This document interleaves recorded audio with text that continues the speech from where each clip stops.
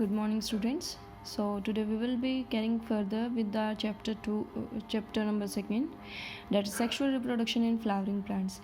We already discussed the basics regarding the chapter in our offline class, and I will be carrying further with a brief introduction or the connecting dots that are mandatory to be known by you people, and without it your knowledge would be half if we talk about this chapter.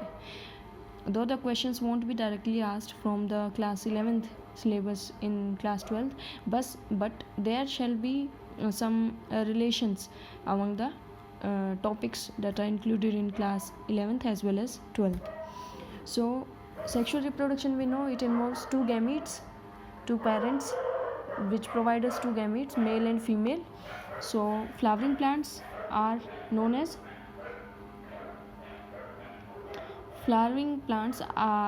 mainly those plants which are responsible for the sexual reproduction. These can be categorized into two, angiosperms and gymnosperms, on the basis of their seeds on the basis of their seed coat, whether they are covered seeds or uncovered seeds. Well, I am sorry for the dogs barking outside. I don't know what they have found that they are continuously barking like this. So the very first thing that you should know, and you have to consult class 11th books regarding it, are plant hormones. You should know which plant hormones promote flowering. Okay, next is differentiation. What is differentiation? You had a brief intro regarding it in class 9th, where we studied about tissues, when specialized cells are when cells group together to do any specialized function, then these are known as tissue, and it is one of the categories of differentiation. So go further and know more about it. Next is inflorescences. What is inflorescences? You very well know that it is the arrangement of flowers on the branch. So it is of various kinds: racemose, cymose, hypogynous, perigynous. Go through these terms and please include whatever I am telling you into your notes. Okay, so we know that in a flower, let me show you. If we draw a flower over here, then we have two. देखो, ज़रूरी नहीं है कि हर flower में दोनों parts present हो, male female. ठीक है, बेसिकली क्या होता है, ये जो है ये मेल पोर्शन होता है, मेल पार्ट होता है. This is anther and this stock is stock filament. ठीक है, तो मेल पार्ट में क्या क्या आ गया? मेल पार्ट में आया एंथर और फिलामेंट. जब बात करते हैं फीमेल पार्ट की, तो उसमें क्या आती है बेटा? ये टिप आती है जिसको बोलते हैं स्टिग्मा. ठीक है, this tube like structure is known as style and it is connected to the base and with ovary. Ovary consists of another chamber inside it which is known as ovule, and this ovule is housed for the female gamete of the plant. तो male gamete कहाँ से आया? Male gamete आया anther के पास से, और female gamete कहाँ थी? फीमेल गैमिट थी ओव्यूल. मेल गैमिट मोटाइल है और फीमेल गैमिट स्टेशनरी, अपनी जगह पे रहता है. यानी कि मेल गैमिट को फीमेल गैमिट के पास आना पड़ता है. ये बेसिक से बेटा, ये आपने 10th क्लास में पढ़ रखा है कि एंथर जब डाइसेंस होता है, मैच्योर हो जाता है, तो इसमें से पोलन ग्रेन रिलीज़ करते हैं which are small goblets, ball like structures होते हैं. ये इस पे स्टिग्मा पे लैंडिंग करते हैं. कीमो रिएक्शंस होती हैं, केमिकल रिएक्शंस होती है, जिसकी वजह से जो पोलन ग्रेन है उसके अंदर से एक ट्यूब डेवलप करनी शुरू हो जाती है. और ये ट्यूब कहाँ जाती है? ये स्टाइल के थ्रू होते हुए ओवरी के बेसल पार्ट से, यानी कि नीचे वाले हिस्से से ओव्यूल के अंदर एंटर कर जाती है. अब जो एक पोलन ग्रेन है बेटा, इसके अंदर दो गैमेट्स होते हैं, मेल गैमेट्स. कितने गैमेट्स? दो मेल गैमेट्स. अंदर एक फीमेल गैमेट है, एंटीपोडल सेल्स हैं, सिनर्जिड है. ठीक है, तो फर्दर जो है ट्रिप्लॉइड सेल और डिप्लॉइड सेल्स बनती हैं डबल फर्टिलाइजेशन की वजह से. ये सब आपने पहले पढ़ रखा है. ठीक है, ये ब्रीफ समरी थी, आपको पता होनी चाहिए, आपके नोट्स में भी ये मेंशन होना चाहिए. अब बात करते हैं आगे, dehiscence of anthers for the release of pollen grains. तो बेटा ये मैंने TS ले रखा है किस चीज़ का, एंथर का, TS ऑफ एन एंथर। कोई भी एंथर कैसा स्ट्रक्चर है होता है, it is a bilobed structure, यानी कि 2 लॉब्स हैं, लॉब्स बोले तो गुच्छे, ठीक है, एक ये वाला गुच्छा या ग्रुप, एक ये वाला ग्रुप, बाइलोब स्ट्रक्चर है। बाइलोब्ड स्ट्रक्चर होता है किसका, एंथर का, समझ गए। अब ये जो बाइलोब स्ट्रक्चर है एंथर का, इसमें देखो ये जो लाइन है, ये जो लाइन दिखाई दे रही है, ये रप्चर्ड लाइन है, रप्चर्ड एंथर है, यानी कि मैच्योर एंथर है, इसमें डेहिसेंस की लाइन है।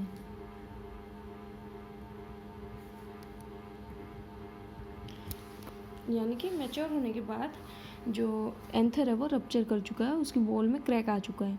ये जो आपको दिखाई दे रही है ये क्या है बेटा, ये है पोलन ग्रेन्स,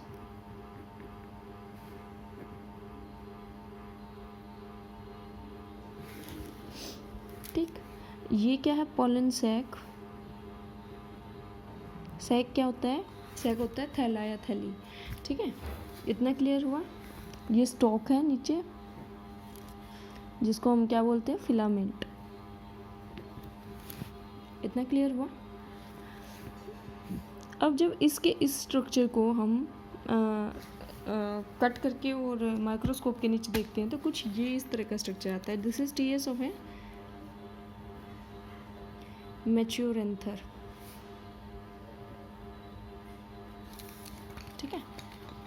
क्या क्या है इसमें, देखो बेटा, जब एंथर का TS किया जाता है, ट्रांसवर्स सेक्शन यानी कि एक्स एक्सिस पे जब उसको कट किया जाता है तो उसमें जनरली अलग अलग लेयर्स दिखाई देती हैं। तो कौन कौन सी लेयर्स हैं, सबसे पहली लेयर है एपिडर्मिस, जो आउटर मोस्ट लेयर है वो क्या होती है, एपिडर्मिस। उसके बाद ये जो सेकेंड लेयर है ये वाली, ये क्या है, ये है एंडोथिकम, ठीक है। उसके बाद ये जो लेयर है ये वाली, ये क्या है, दिस इज मिडल लेयर। ये बीच में क्या है, this is connective tissue. Connective tissue का काम क्या होता है, स्पेस को भरने का, कनेक्टिव टिश्यू। ये सेंटर में क्या है, दिस इज स्पोरोजिनस टिश्यू, और इस स्पोरोजिनस टिश्यू के चारों तरफ क्या है बेटा, दिस इज टेप्टम। फाइन। अब डिस्कस करते हैं कि इन लेयर्स का क्या इम्पोर्टेंस है। तो हमने बात की है कि माइक्रोस्पोरेंजियम का स्ट्रक्चर क्या होता है। माइक्रोस्पोरेंजियम क्या है बेटा, ये जो ये एक ग्रुप है ना, ये एक हिस्सा क्या है, ये माइक्रोस्पोरेंजियम है, यानी कि एक एंथर के अंदर 4 माइक्रोस्पोरेंजियम प्रेजेंट होते हैं, ठीक है। 4 माइक्रोस्पोरेंजियम प्रेजेंट होते हैं और 4 स्पोरेंजिनस टिश्यू प्रेजेंट होते हैं। अब बात की हमने कि माइक्रोस्पोरेंजियम 4 लेयर से घिरा हुआ होता है, एपिडर्मिस, एंडोथिकम, मिडल लेयर, टेप्टा, ठीक है। कनेक्टिव टिश्यू जो सेंटर में है उसका काम क्या है, इसका काम है to fill out the space, fine. Epidermis का आउटर प्रोटेक्शन देना, एंडोथिकम का भी आउटर प्रोटेक्शन देना, मिडल लेयर का सपोर्ट देना, टेप्टम का काम है जो स्पोरोजिनस टिश्यू में जो स्पोरोगोनिया सेल्स हैं उनको न्यूट्रिशन प्रोवाइड करना, ठीक है। टेप्टम का काम है नरिशमेंट प्रोवाइड करना, डेवलपिंग माइक्रोस्पोर्स को, ठीक है। अब आपको ये पता होना चाहिए कि जो स्पोरोजिनस टिश्यू है, जो हमारा स्पोरोजिनस टिश्यू है, ये टिश्यू है, ये मियोसिस के थ्रू टूटता है। ये टिश्यू है तो बेटा ये सेल्स के ग्रुप से बना हुआ होगा। उन सेल्स को क्या बोलते हैं, पोलन मदर सेल या फिर माइक्रोस्पोर मदर सेल। दोनों एक ही बात है, ठीक है, इसमें कंफ्यूज मत होना, दोनों एक ही चीज़ है। ये दोनों कहाँ मिलती हैं बेटा, ये स्पोरोजिनस टिश्यू में मिलती है, यानी कि यहाँ मौजूद है। इसके चारों तरफ टेप्टम है जो इन सेल्स को, PMC और MMC सेल्स को न्यूट्रिशन प्रोवाइड कर रहा है।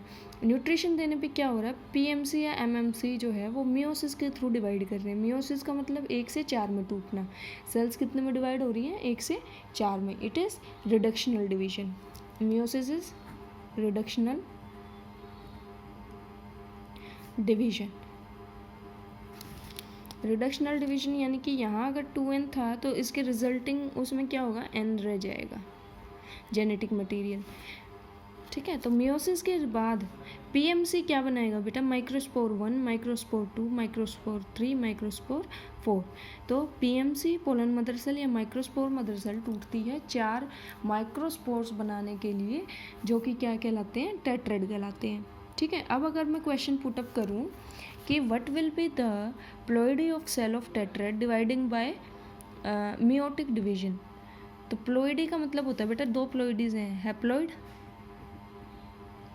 या डिप्लॉइड। ठीक है, प्लोइडी का मतलब हैप्लॉइड या डिप्लॉइड में से पूछा गया कि क्या चीज़ होगी। आपको पता है मियोटिक डिवीजन यानी कि 1 से 4 में टूटना। ठीक है, यानी कि रिडक्शनल डिवीजन होगी, यानी कि यहाँ 2n था, डिप्लॉइड कंडीशन थी, तो यहाँ क्या रह जाएगी, हैप्लॉइड कंडीशन रह जाएगी। तो आंसर होगा हैप्लॉइड सेल्स। तो जो माइक्रोस्पोर्स बन रहे हैं यहाँ पे वो कैसे सेल्स होंगी, those will be haploid cells. I hope this is clear to you people. Next comes microsporogenesis. Microsporogenesis क्या है, देखो जेनेसिस आ गया तो यानी कि फॉर्मेशन है किसी चीज़ की। किस चीज़ की फॉर्मेशन है और किस से फॉर्म हो रहा है, formation of microspore from PMC और microspore mother cell is known as microsporogenesis. PMC आएगा यहाँ या फिर एमएमसी आएगा। माइक्रोस्पोर का बनना पोलन मदर सेल से या माइक्रोस्पोर मदर सेल से क्या कहलाता है, माइक्रोस्पोरोजेनेसिस कहलाता है। और बेटा यही माइक्रोस्पोर मैच्योर होने पे क्या कहलाता है, पोलन ग्रेन। क्या कहलाएगा, पोलन ग्रेन। अब आपको पता होना चाहिए कि जब जो स्टडी है पोलन ग्रेन्स की, पोलन्स की स्टडी को क्या कहते हैं, palynology. It is one of the important branches of ancient history as well as of forensics. ठीक है, पैलिनोलॉजी। इसको अगर इसकी कंप्लीट डेफिनेशन देखोगे तो इसमें पोलन्स के साथ साथ डायटम्स भी इंक्लूडेड होते हैं। अगर आपने अपनी 11th क्लास में अच्छे से पढ़ा होगा तो आपको ये चीज़ पता होगी, diatoms these are water elements, water algae. ठीक है, यहाँ तक क्लियर। अब बात आती है पोलन ग्रेन की। ये बेटा मैंने एक मैच्योर पोलन ग्रेन बनाया है। इसमें क्या है, वेजिटेटिव सेल है और जनरेटिव सेल है। क्या है, vegetative cell and generative cell. अब मुझे एक बात बताइए, क्योंकि ये एक प्लांट सेल है तो क्या इसमें सेल वॉल होगी, आउटर लेयर सेल वॉल होगी? नो बेटा, पोलन ग्रेन की आउटर मोस्ट लेयर जो है वो क्या होती है, प्लाज्मा मेम्ब्रेन होती है। ये एक एक्सेप्शन है और इसको आप याद रखेंगे। ठीक है, जनरेटिव सेल जो है वो छोटी होती है as compared to vegetative cells. Vegetative cell generative cell को न्यूट्रिशन प्रोवाइड करती है मैच्योर होने के लिए। हमारे जो गैमीट्स बनते हैं वो जनरेटिव सेल से बनते हैं। अच्छा, जनरेटिव सेल जो है वो वेजिटेटिव सेल के साइटोप्लाज्म में फ्लोट कर रही होती है, स्पिंडल शेप की होती है और फ्लोट कर रही होती है। स्पिंडल शेप यानी कि इस तरह की स्पिंडल मसल्स का अगर आपको पता हो कि टेपर्ड एंड्स होते हैं, चपटे किनारे होते हैं, तो जनरेटिव सेल जो है वो स्पिंडल शेप्ड होती है, स्मॉल होती है साइज़ में, और वेजिटेटिव सेल के साइटोप्लाज्म के अंदर फ्लोट कर रही होती है। आई होप दिस इज़ क्लियर। ठीक है, फिर बात आती है एंजियोस्पर्म्स की। एंजियोस्पर्म्स में ये पोलन ग्रेन इस कंडीशन में शेड हो जाता है। एंजियोस्पर्म्स में शेडिंग हो जाती है पोलन ग्रेन की।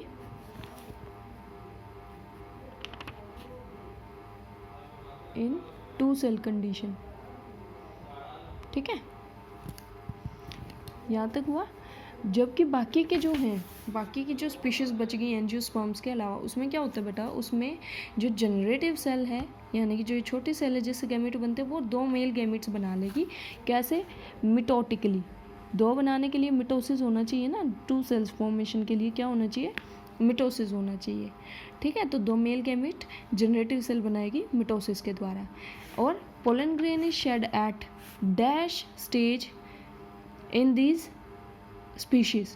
इन स्पीशीज़ में अब कितनी स्टेज पे पोलन ग्रेन रिलीज़ होगा, तो यहाँ बेटा आंसर आएगा 3 सेल स्टेज। क्यों, क्योंकि 2 तो ये मेल गैमेट्स हैं। ठीक है, और थर्ड क्या है, वेजिटेटिव सेल हो गई, ठीक। तो कितने सेल स्टेज पे शेड होगा, 3 सेल स्टेज पे जो है पोलन ग्रेन शेड हो जाएगा। पता लग गया कि पोलन ग्रेन के अंदर 2 मेल गैमेट्स कहाँ से आते हैं। नेक्स्ट टॉपिक है इम्पोर्टेंस ऑफ पोलन ग्रेन्स। तो अलग अलग वेरियस इम्पोर्टेंट जो है इसके यूजेस हमें देखने को मिलते हैं। जो मेजर हैं वो मैं आपको बता देती हूँ। सबसे पहली बात, रिप्रोडक्शन का एक इम्पॉर्टेंट टूल है प्लांट्स के अंदर, सेक्सुअल रिप्रोडक्शन का। अगर पोलन ग्रेन्स नहीं होंगे तो sexual reproduction want be possible, जिसकी वजह से वेरिएशंस नहीं आएंगे और हो सकता है कि स्पीशीज़ एक्सटिंक्ट हो जाए। दूसरा, हनी की प्योरिटी चेक करने के लिए, क्वालिटी चेक करने के लिए हम पोलन ग्रेन्स को स्टडी करते हैं, क्योंकि बेटा शहद कहाँ से बनता है, नेक्टर इकट्ठा करती हैं बटरफ्लाइज, हनी बीज, उससे शहद बनता है। तो उस कलेक्शन के दौरान प्लांट के ऊपर से पोलन ग्रेन्स जो है ट्रांसफ़र हो जाते हैं उन इंसेक्ट्स के विंग्स पे, फीट पे, और फिर हनी के अंदर भी उनको देखा जाता है। तो अच्छे जो फ्लावर्स हैं, जो क्वालिटी वाले फ्लावर्स हैं, अगर या जो रेयर फ्लावर्स हैं, अगर उसके पोलन ग्रेन्स हैं तो हनी महंगा होगा। और अगर कोई चीप या कॉमनली फाउंड फ्लावर है, फॉर एग्जांपल मैरीगोल्ड, तो उस हनी की क्वालिटी मोस्ट प्रोबेबली चीप होगी as compared to the other one. Third है, फॉरेंसिक में इसका यूज़ है। कैसे? अफ़गानिस्तान की तरफ बेटा गोल्डन ट्रायंगल नाम से एक जगह मशहूर है, मतलब 2-3 कंट्रीज़ मशहूर हैं। वहाँ ड्रग्स उगाई जाती है, मतलब ड्रग्स के प्लांट्स उगाए जाते हैं, जैसे opium Poppy and many other, ठीक है। तो वहाँ से जब भी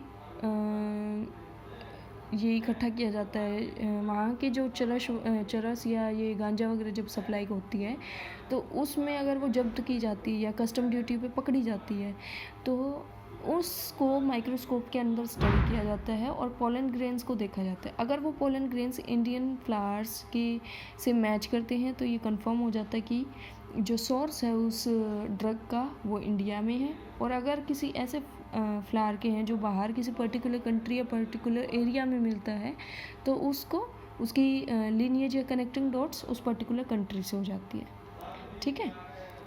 आई होप इतना आपको क्लियर है। फिर है डिसएडवांटेजेस।